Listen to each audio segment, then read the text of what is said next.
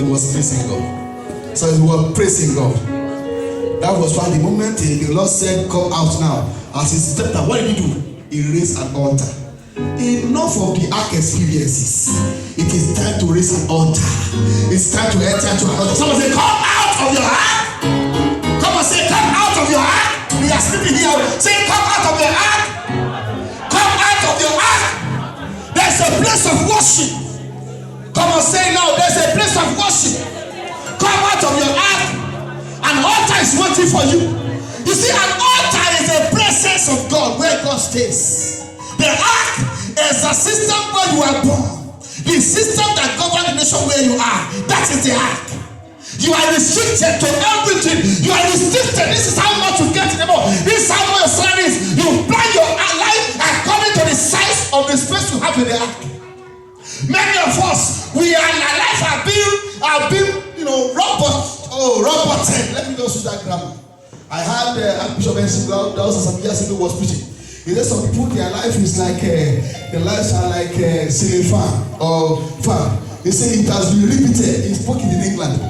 Bishop, I don't know. So he said their lives has been repeated. So the fan is only blowing in one direction. Repeated. Hallelujah here. God said, get out of all the repeated situation. Get out. Someone say, get out. I can't hear you. Someone say, get out. The ark is over. The ark is over. Get out. I tell you, someone say, get out.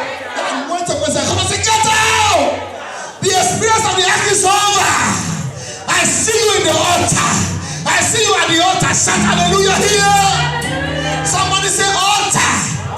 I can't hear you say altar. Altar is the place of greater experience. When God brings you out of something, take you to somewhere. Where God is taking you to 2012 is the place of altar. Oh, the hidden riches, the wealth of the secret place. Wow, the breakthrough I never experienced before. What I have never seen or has ever into the ears of a man or entered to the heart of man is what God prepared for you on the altar. On the altar, shout hallelujah here.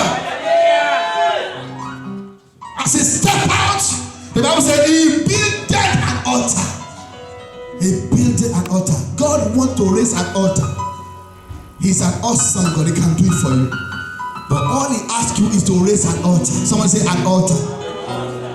An altar. Hallelujah. Enough of raising altar for the government alone. Enough of raising altar for yourself alone. Enough of raising altar for your children alone. It's time to raise altar for God. Your heart, your life is the altar of God. Give you all to Lord. I was shocked when I read that when they stepped out, the tradition they had in the ark, although it was not working well, but the tradition of worship. Someone say worship. And praise. As he stepped out, nothing could stop because there was no space for him to give it an altar. As he stepped out, he raised an altar. Bam! That's what he did. Let me see you now. Let me charge your mind. If you get out of that mess, what will you do? Ha! Hey! Me myself, party repete. Monday we will do celebration from Monday to Friday. Weekend church there. You tell us church. Pastor understand that at least I need some time for myself. Praise the Lord here. Hallelujah. Altar. Everything you worship is called an altar. When God does it, what will you do? As long as God allowed his act to land, wow, he built an altar. And when they built an altar, I'm surprised to let you know that God was not concerned about his smelly situation. Though he was smelly, but you know what God was saying? As he stepped out, he has never taken his bath. He was giving a sacrifice, burnt offering. Let me check this. Check this out. Offering that you give that no doesn't burn you is never a burnt sacrifice. He gave a sacrifice that burnt him. Many people will give sacrifice and put them there. I just want to sleep there because you are entering to next year. You see, when you give anything to God that doesn't cut, it doesn't burn you, you have never given anything. Praise the Lord here. If you are giving your tithe, let it he ties you up. If you are giving your offering, let him burn you. Don't give 500 offering when you have capacity of giving 100 euro offering. Because that is what God expects. As he came down, he offers an altar. I think you know what is called an altar. Go to Rome, you will see what an altar is. Praise the Lord. If you go to our place where we came from, you will see what an altar is. You will see different things. You will see. Number one is what? Blood. And what are you going to see? Blood, because it's sacrifice. Everything you do to God that doesn't take something out of you is nothing. David said, I will never, I will never offer to God, I will not cost me anything. Enough for free will. Don't get constant worship before God this year. Many of us, all we do is, I'm going on my own. What did I beg? Constant loss. Go ahead. But when he came out, he discovered that I don't need to live a constant loss life. I don't want to enter the constant low living. As he stepped out, carried the family, all the sons. God said, come on, come on. God not telling him to raise an altar, but he had a tradition of altar. He raised an altar for God. And the Bible says, though the smell was bad for him, though he was smelling, God sent him. God smelled. Someone say, God smelled. It was pleasing to God. God said,